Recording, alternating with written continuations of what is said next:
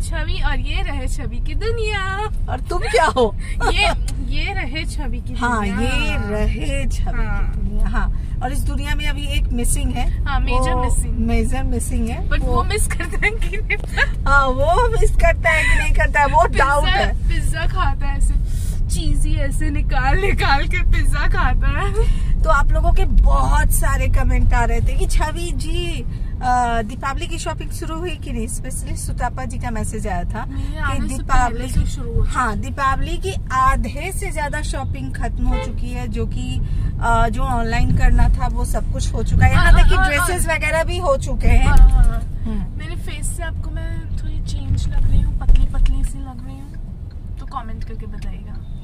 तब मैं आपको बताऊंगी नेक्स्ट वीडियो में कि गोल्डी मोटी हुई है कि पतली हुई है। हाँ। अगर पतली हुई है तो कितना हुई है, ठीक है, और कैसे हुई है, हाँ वो भी बताए। एकदम मैं A to Z आपके साथ शेयर करूंगी। मेरा डाइट प्लान क्या था, मतलब सब कुछ मैं आपके साथ शेयर करूंगी। अब मेरे हाथ पे हो रहा है दर्द।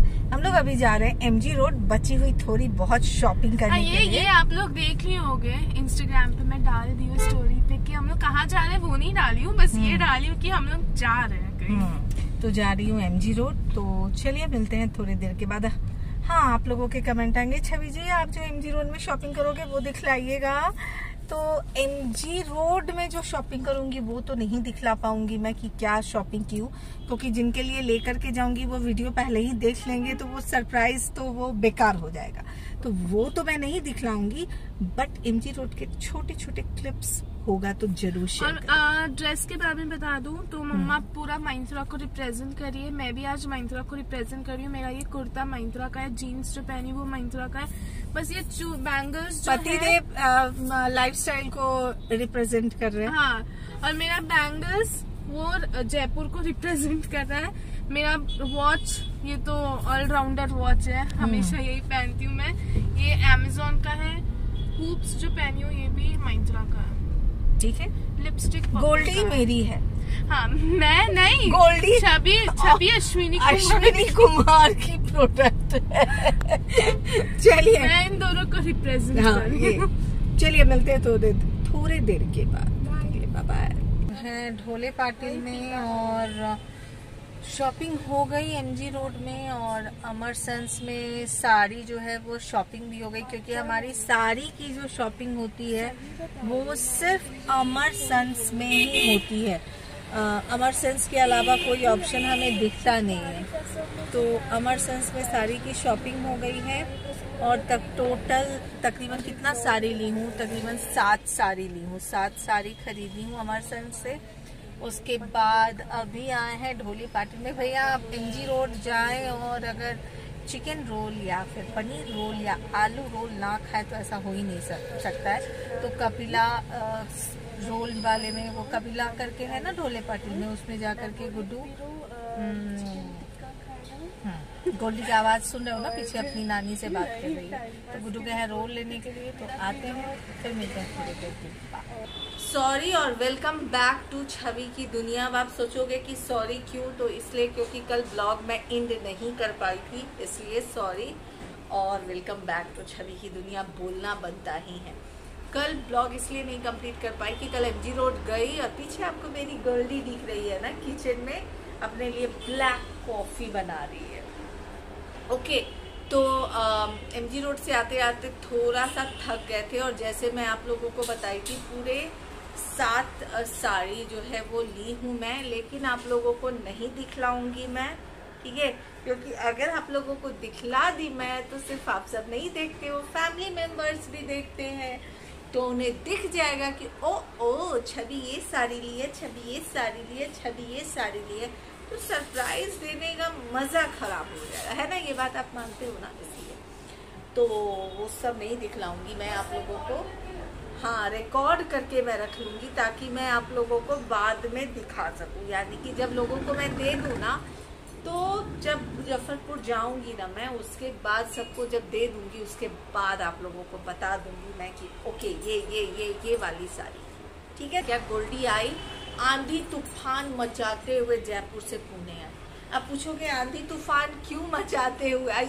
ऐसा आंधी तूफान कि मेरा सुसु पॉटी तक रोक दी थी इसलिए क्योंकि इसको पता है कि पावर बैंक को लगेज में नहीं डाला जाता है, ओके, हैंड बैग में डाला जाता है। आप केबिन में लेके जा सकते हो। शुरुआत से बोलना। हाँ, शुरुआत से बोलती हूँ। मैं आई, मतलब ड्राइवर अंकल मुझे ड्रॉप दिए, थोड़े एजेड टाइप के। अब उनसे मेरा बैग नहीं उठ रहा था, तो उनके हिसाब से मेरा बैग 50 किलो का था। उसके बाद उस समय मेरे दिमाग में नहीं आया कि वो थोड़े एजेड टाइप के थे, तो उनसे मेरा बैग नहीं उठा होगा। हाँ, आके बैठ के बात करो। आज ओके, नहीं आ जाओ, बात करो। तो फिर वो थे थोड़े एजेड टाइप के, तो वो मेरे दिमाग में नहीं आया। एजेड इन द सेंस बीच के होंगे और एकदम सुखड़े से थे, एकदम सुखड़े, और इतना बड़ा बैग था मेरा, तो वो उनसे नहीं उठा। उस समय मेरे दिमाग में नहीं आया कि ऐसा हो सकता है। अब वो मुझे डरा दिए कि मैडम 50 किलो का है, मुझसे भी नहीं उठा, आपसे तो हिलेगा भी नहीं, अंदर तो आपको बहुत दिक्कत होगा। अब मैं और डर गई। पहला डर ये था कि मैं अकेले जा रही हूँ, ऐसे में तो पापा के साथ जाती हूँ तो हर एक चीज़ मैं ही करती हूँ, और क्योंकि लेकिन पापा तो साथ में रहते हैं ना, इंस्ट्रक्ट करें, ये गलत होगा तो पापा बता देते कि ऐसे करना है। और मैं पहली बार तो नहीं जा रही थी, मैं हमेशा जाती हूँ, लेकिन अकेले पहली बार लाइफ में आ रही थी, तो और एक घबराहट वो थी। अब वो ड्राइवर अंकल मुझे और घबरा दिए। वो दोनों घबराहट मिलके सामने जो वो ट्रॉली पे मेरे रख दिए बैग, और घबरा गई। हाँ, क्योंकि वो ट्रॉली हिल ही नहीं रहा था। मुझे लगा कि मेरे बैग के वजह से तो ट्रॉली नहीं हिल रहा है, मुझसे तो हिल ही नहीं रहा था। फिर पापा को कॉल की ऐसे ऐसे हो रहा है, अंकल ने ऐसे ऐसे बोला है, तो पापा बोले ट्रॉली खराब होगा, दूसरा ट्रॉली ले लो। फिर मैं जब दूसरा ट्रॉली लेने गई, मैं और ज्यादा घबरा गई कि ट्रॉली हिल नहीं रहा है। तो जब दूसरा ट्रॉली लेने गई, तो वो दूसरा ट्रॉली ना दोनों साथ में निकल रहा था, मतलब एक नहीं निकल रहा था, तो मैं और घबरा गई। तो पापा बोले हेल्पर ले लो, हेल्पर ले लो, कोई टेंशन नहीं, आराम से रहो, हेल्पर ले लो। अब जब मैं इधर उधर देख लूँ तो कोई नहीं दिख रहा है मुझे वहाँ पे, कोई उद्योग पक्ष या कोई तो आने वाले थे, जाने वाले थे, सॉरी, तो बहुत टाइट सिक्योरिटी थी। तो पापा बोले सिक्योरिटी वाले से पूछ लो ना कि हेल्पर किधर है। तो मैं गई सिक्योरिटी वाले के पास, वो मैं उनको बोली कि मुझे हेल्पर चाहिए, कोई हेल्पर दिख नहीं रहा है। तो बोले हेल्प डेस्क पे कोई नहीं है क्या? हमने नहीं, कोई भी नहीं है। बोले अच्छा ठीक है, मैं बुलाता हूँ, भेजता हूँ हेल्पर्स को। तो वो गए, हेल्पर्स को भेजे, फिर मैं हेल्पर को ली, वो 400 रुपये लिए कि वो मुझे पोर्टल तक छोड़ देंगे। तो उसके बाद ये सब हो गया। फिर वो मुझे बोर्डिंग पास के, जहाँ पे बोर्डिंग काउंटर है वहाँ पे लेके गए बोर्डिंग पास के लिए। तो जब वहाँ पे गई, फिर वहाँ पे सब कुछ हो गया, ओवरवेट हो गया मेरा बैग, मतलब 15 किलो ही अलाउड है और मेरा 27 किलो हो गया। तो अभी वो बोल रहे, वो उनका रिएक्शन ऐसे हो गया, मैम ओवरवेट है। कितना ओवरवेट है? तो 27 किलो का आपका बैगेज का हुआ है। तो आप, तो मैम मुझे पता था कि थोड़ा सा वेट होगा, बट 27 किलो का होगा इतना नहीं पता था मुझे। तो मैं बोली कितना पे करना पड़ेगा, कि मुझे इतना पता है कि 15 के ऊपर जाता है तो पे करना पड़ता है एक्स्ट्रा। तो मुझे कितना पे करना पड़ेगा, तो वो बोले कि मैं बताता हूँ आपको। तो 550 रुपीज़ है पर किलो, मतलब 15 kg के बाद जितना भी किलो होगा पर किलो 550 रुपीज़ जाता है। तो ऐसे था, तो मेरा कुछ 6000 कुछ जा रहा था। फिर वो बंदे इतने अच्छे थे ना, इतने अच्छे थे। Thank you Jaipur airport, we love you. बहुत छूट दिए आप। तो वो मुझे बोले ठीक है मैं करके देता हूँ कुछ। तो वो ना 1000 रुपये कुछ कम करके दिए, मतलब 6500 हो रहा था, तो उन्होंने 547 कुछ ऐसे ही करके दिया था, उतना याद नहीं आ रहा, मतलब 5407 कुछ ऐसे ही दिया था। तो वो हुआ, और फिर वो लोग बोले चलो मैं आपके लिए कॉम्प्लीमेंट्री कुछ करके दे देता हूँ, ठीक है। उसके इस कॉम्प्लीमेंट्री के चक्कर में ये फंसी है, इसी कॉम्प्लीमेंट्री के चक्कर में। उसके बाद वो मुझे बोले कि अब मैं ना शोल्डर, वो जो बैग आप देख रहे हो, तो वो भी लेके गई थी मैम। तो वो देख के वो बोले कि आप ये भी दे दीजिए, मैं कॉम्प्लीमेंट्री इसको भी ले लेता हूँ। तो मैं बोली ओके थैंक यू, ले लीजिए। तो ये भी ले लिए वो लोग। उसके बाद वो मुझसे पूछे क्लियरली कि आपके बैगेज में कोई पावर बैंक और क्या क्या उनका लिस्ट था, वो सब तो नहीं है। उस समय मेरे दिमाग में नहीं आया कि वो मेरे उस बैग की बात करें, बड़े वाले, इसकी नहीं, इसमें मेरा कुछ था नहीं। तो मैं बोली कि नहीं नहीं कुछ भी नहीं है ऐसा। ओके, वो हो गया प्रोसेस, मैं बिलिंग कर दी, मुझे बोर्डिंग पास मिल गया। उसके बाद वो चले गए जो हेल्पर थे और मैं चली गई चेकिंग में। चेकिंग सब कुछ हो गया मेरा। चेकिंग करके मैं ऊपर जाके, मेरा M1 पे था तो मैं M1 पे जाके बैठ गई थी। फिर मुझे पापा का कॉल आया कि जल्दी जाओ चेकिंग, सिक्योरिटी चेकिंग के पास, वहाँ पे वो एम्प्लॉय वेट कर रहे, तुम्हारा कुछ तो तुम्हारा लफड़ा हुआ है बैगेज में। अब जब मैं उनसे पूछ रही हूँ जो एम्प्लॉय है कि किस बैग में लफड़ा हुआ है, बैकपैक में हुआ है या सूटकेस में हुआ है, तो बोलते हैं बैकपैक में हुआ है। तो बैकपैक में तो ऐसा कुछ है नहीं, सिर्फ शावर जेल है, शावर जेल से तो प्रॉब्लम नहीं होना चाहिए। तो बोले मैम आप नीचे आओ, नीचे आओ। मैं नीचे गई, चेक इन को वापस से तोड़, मतलब उन लोग के, वो लोग बोले कि इनको लेके आओ, तो मैं बीच बीच से निकल के आ गई। उसके बाद मैं नीचे गई। फिर जब नीचे गई एकदम घूम घाम के नीचे गई, फिर वहाँ पे सिक्योरिटी, फिर जहाँ से वो नीचे जहाँ पे बैगेज सब चेकिंग होता है, पापा बोले कि मैं सब मतलब